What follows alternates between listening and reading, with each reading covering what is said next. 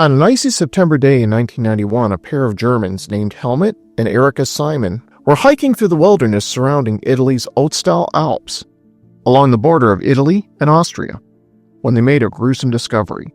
There, along the edge of a mountain pass, they discovered a human corpse, partially buried in the ice up to its torso. At first, they thought the body was that of a fellow hiker. The Simons informed the authorities about what they found, and for a time it seemed like the body might never be extracted from the ice. Several attempts were made, but each failed due to bad weather and other mishaps. Then on September 22nd, they finally managed to dig the body out of the ice and bring it back for examination. Scientists quickly realized this body was no hiker. In fact, it belonged to someone much, much older than originally believed. More than 5,000 years older, as a matter of fact.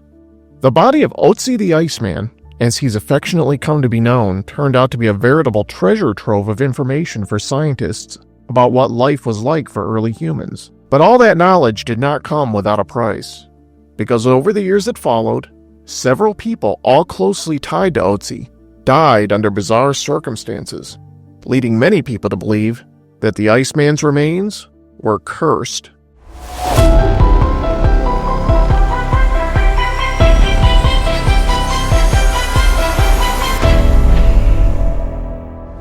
Scientific analysis of Otzi the Iceman's remains indicate that he lived sometime between 3400 and 3100 BCE. When he died, he was somewhere in his mid-40s. Early on, he was believed to be a shepherd who froze to death. But opinions changed over time, and today most experts believe he may have been a shaman or even a tribal leader, based on some of the items he was carrying. His body was dressed in several layers of clothing that indicated woven grass and animal skins, along with deer hide shoes with bearskin soles. Near his body were a flint knife, a copper axe, and a fire starting kit, as well as an unfinished longbow and 14 arrows.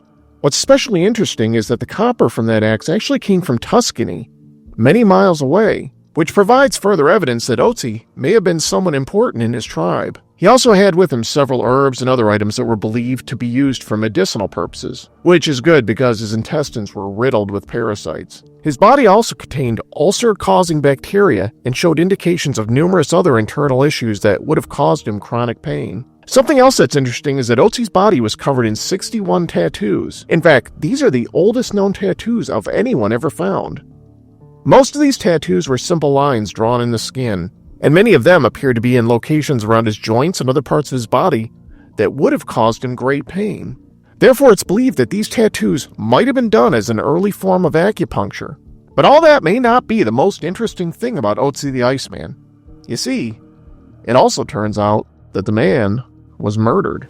A CAT scan revealed a stone arrowhead buried in his back. Based on some of the other evidence surrounding the body, researchers have even been able to come up with a plausible scenario of what might have happened to him. Defensive wounds on his hands and arms indicated he had gotten into a fight about 48 hours before his death. Coupled with the fact that his belongings were still all around him makes some investigators believe that the man may have been ambushed, probably in the midst of battle. It even looks like the Iceman managed to take a couple of his attackers down with him. The blood of two different individuals was found on one of the Iceman's own arrowheads, indicating that he shot one person with the arrow, then retrieved it, and shot someone else. There was also blood on the knife he had with him, and more blood on his shoulder, which may indicate that he carried someone's body over his shoulder. All of this adds up to this being quite literally the coldest cold case in history. But beyond all the evidence that Otzi the Iceman was murdered, there's an even darker and more sinister part of the tale. It's the part of the story that reveals that perhaps there are some secrets that should never be known, and some mysteries that are best left buried. You see, some people believe that the body of Otzi the Iceman is cursed, and when you hear about the number of people who died under bizarre circumstances, you'll understand why. 64-year-old Rainer Henn was a forensic pathologist. He was one of the first scientists to help pry Otzi the Iceman from the earth with his bare hands, and one of the people who actually helped place the body in a body bag. The year after they recovered the Iceman's body, Rainer Henn died in a catastrophic car crash while on his way to give a lecture on his findings about the Iceman. The next person to die was 52-year-old Kurt Fritz, the mountain guide who led Rainer Henn to the body. He died when he got caught in a freak avalanche. Even though Fritz was an experienced hiker and guide, he was the only member of his party to actually get caught in the avalanche and become crushed beneath the snow and ice. The same year that Kurt Fritz died, so too did Rainer Holtz, the Austrian journalist who originally filmed the Iceman being removed from the ground for a documentary. He died of a brain tumor. By that point, people began to notice the string of mysterious deaths surrounding Otzi the Iceman. From there, rumors began to spread that digging up the body had actually unleashed a curse upon all those involved in his unearthing.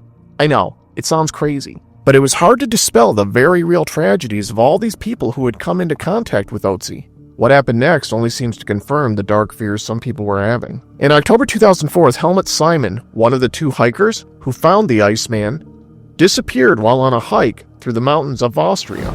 After an intense search, his body was found, twisted and broken, in a stream after having fallen 300 feet off a ledge during a blizzard. His body, it should be noted, was found less than 100 miles from the location where he had discovered the Iceman just a few years earlier. Dieter Warnecke was the 45-year-old leader of the search party that found Simon's body. He was a fit and capable outdoorsman, and he actually attended Helmut Simon's funeral. Yet just 1 hour after the funeral, Dieter dropped dead of a massive heart attack. Next was 55-year-old Konrad Spindler, a noted German archaeologist who spent years studying Otzi's remains. He gave an interview to some journalists not long after Dieter Warnecke dropped dead, during which he complained that the entire curse business was nothing but a load of superstitious rubbish and a distraction from the very real breakthroughs revealed by studying Otzi. Spindler joked that the next thing the reporters would be saying was that he'd be the next to die. It's pretty easy to sympathize with the man. Logic dictates that curses aren't real and are nothing more than just simple coincidence. Yet 6 months after giving the interview in which he mocked the curse, Konrad Spindler really did become the next to die, this time from complications related to multiple sclerosis. The last alleged victim of the curse was Tom Loy. He was one of the first researchers to discover the important blood evidence on the Iceman's clothes and tools that provided clues towards the circumstances of his death. He was found dead in his home, just as he was finalizing a book about the Iceman. He died of a hereditary blood disease which, while tragic, doesn't seem like it could possibly be the result of a curse, except for one small detail. You see, Tom Loy wasn't actually diagnosed with that blood disease until 1991, shortly after the very first time he ever laid eyes on the Iceman. But if there ever was a curse around Otzi the Iceman, it appears to have finally been broken. Because today, Otzi's remains and personal belongings are on display at the South Tyrol Museum of Archaeology in Bolzano, Italy. Otzi is by far the museum's most popular attraction. Every year, thousands of tourists flock to the museum to catch a glimpse of Otzi the Iceman. And by all published reports, no more mysterious deaths have occurred ever since. So do you think Otzi the Iceman was cursed? Or was it all just a coincidence? Leave me a comment below and let me know what you think. The Conspirators is written and produced by me, Nate Hale, an entirely fictional identity. If you like this video and you want to see more like it, then click the video on the screen right now.